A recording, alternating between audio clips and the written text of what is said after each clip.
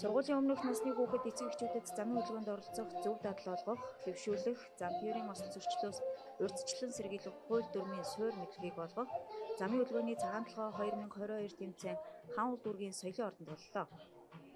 Тэмцээний нээлтийн үйл ажиллагаанд хаан уул дүүргийн засаг даргын тамгын газрын дарга Инх Баяр, хаан уул дүүрэг дэх замын цагдаагийн хэлтсийн ахлах зохицуулагч, цагдаагийн хошууч Соронзон болд нар оролцсон үг хэлж, оролцогч хүүхдүүд сургууль хүмүүжүүлэгч нарт амжилт хүслээ. Өнөөдөр энэ арга хэмжээ зохион байгуулж хаан уул дүүргийн замын цагдаагийн газар боловсролын хэлтс бас байгаа. Манай энэ дээр өнөөдөр хэд 18 хаан уул дүүрэгт үйл ажиллагаа явуулж байгаа.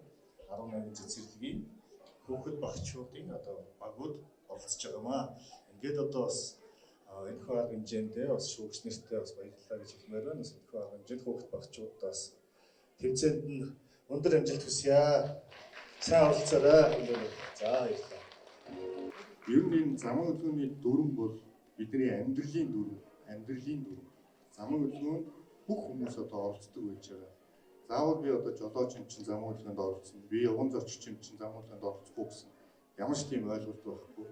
Энэ сургуулийн өмнөх насны бяцхан хүүхдүүд тэр хөтөлбөрт нь оруулаад за өнөөдөр ингээд тэмцээн уралдааны маягаар гэсэн эцэг эхчүүдийг хамруулад энэ мэдлэгийг бас олгоод явж байгаа. Бас энийг бас дэмжиж явж байгаа засаг даргын тамгын газар за бусад энд оролцож байгаа мэргэжлийн яамт за бусад төрийн байгууллагын ажилчид та бүхэнд баярлалаа гэдгийг бас дамжуулъя.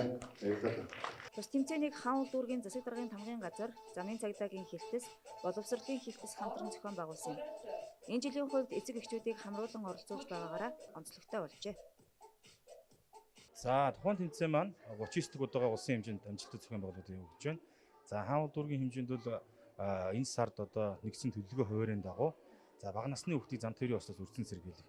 Цаашдаа хүүхдүүд маань сургуулийн насндаа орохдоо замын хөдөлгөөнд аюулгүй гарцаараа аюулгүй бүс тээвэрлэлд энэ бүх зүйлийг мэдэж авснараа нэлээдгүй ач холбогдолтой. За үүнийгээ дагаад урд жилийн зөвхөн бага насны бяцхан зорчигч нараа оролцуулдаг гэсэн бол эцэг эхчүүдийг нэлээдгүй татан оролцуулснаар за нэгсэндээ цогц хөтөлбөр болж байгаа. Эцэг эхчүүд маань урд жилийг бол маш итэвхтэй, за өр хөвгтэй сайхан зохион байгуулж багш нартайгаа хамтарч ажиллаж байгаа бид нар талархаж байна. За энэ бол урт хугацааны зуны амралт хэрэгжиж байна сурагчдын манай бяцхан зорчигчдын. Тэгэхээр энэ үр дүн гэдэг маань амралтаас өмнө энэ яг зуны өдрөл эхлэхээс өмнө аврын өдрлийн төгсгөлөөр зуны сарын эхэндээр зохион байгуулагддаг нь. За зуны турш хүүхдүүд маань эцэг эхтэйгээ хамт за ил зугаалгаар орон нутгийн хөдөлгөөнийг зорддог мөн хороолын доторх хөдөлгөөнд хараа хяналтгүй хаягдах ингээд цааш зам тээврийн осолд өртөх нөхцөл үүсдэг учраас энээс үрдэн сэргийлж байгаа учраас эцэг эхчүүд маань хариуцлага дэшиж тухайн тэмцээнд өөрсдөө үр хүүхдүүдтэйгээ цуг оролцсноороо за тухайн замын хөдөлгөөний дүрмийн мэдлэг дээшдэг за очичволцшгүй эрсдлээс өөрсдийг бүрэн хамгаалах хөл их зүйтэй мэдлийг давхар болгож байгаа учраас үр дүнгээ насаа өгнө гэж ойлгож байна. Тэмцээний гол үзүүлбэрүүдийн нэг бол жүжигчилсан тоглолт байлаа. Энэ нь бага насны хүүхдэд замын хөдөлгөөнд соёлтой оролцоход нь тустай мэдлэг мэдээллийг илүү бодитойгоор ойлгож хүлээн авах боломжийг олгодог байна.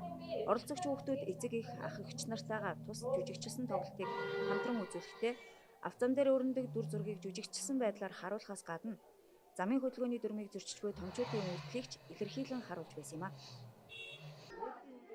Би бэлтгэл аав үлдэх сурдаг. Намайг Манал Эрдэн гэдэг.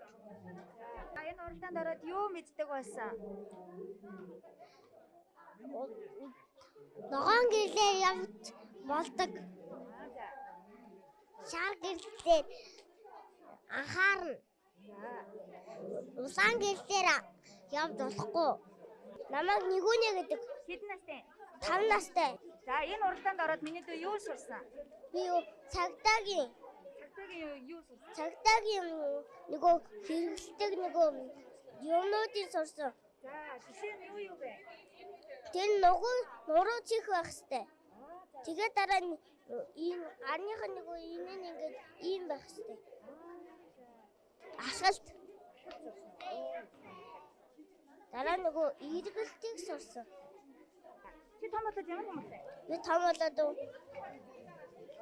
ерөнхийлөгч болсон.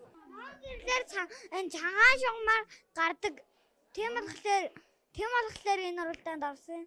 Оо, ястаа мундаг юм сурсан байдаг вэ? Үүшин. Андер. Мөх цэцэг. За ганцаараа замаар явж болох уу? Болохгүй. Уу юу? За тэгэхээр хинтээ гарах вэ? Ээж авч байгаа. Ээж авч байгаа. Аав ээжтэйгээ гарах уу? За та нар энийг яг биелүүлдэг үү? Жолооч ах нартай юм хэлэх үү? Жолооч ах эгч нартай.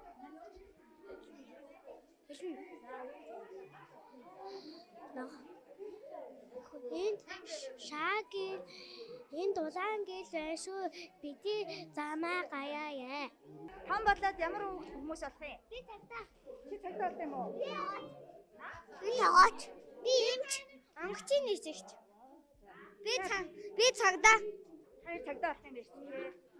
Цагтаа болох юу нь гоё юм? Энэ муу хүмүүсийг барьдаг болохоор би замын цагдаа.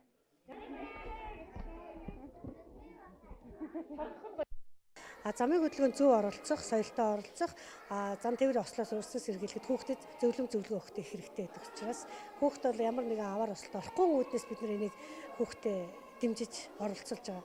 Маш олон эцэгчүүдээс оролцуулахыг хүсэж байгаа. Тийм учраас одоо энэ хүү тэмцээн маань хүүхдийн тоо заасан байдаг учраас бид нар хичнээн хүүхдийн тоо зааж оруулсан ч гэсэн цэцэрлэг сургууль дээрээ үйл ажиллагаануудыг бол тогтмол явуулж байгаа.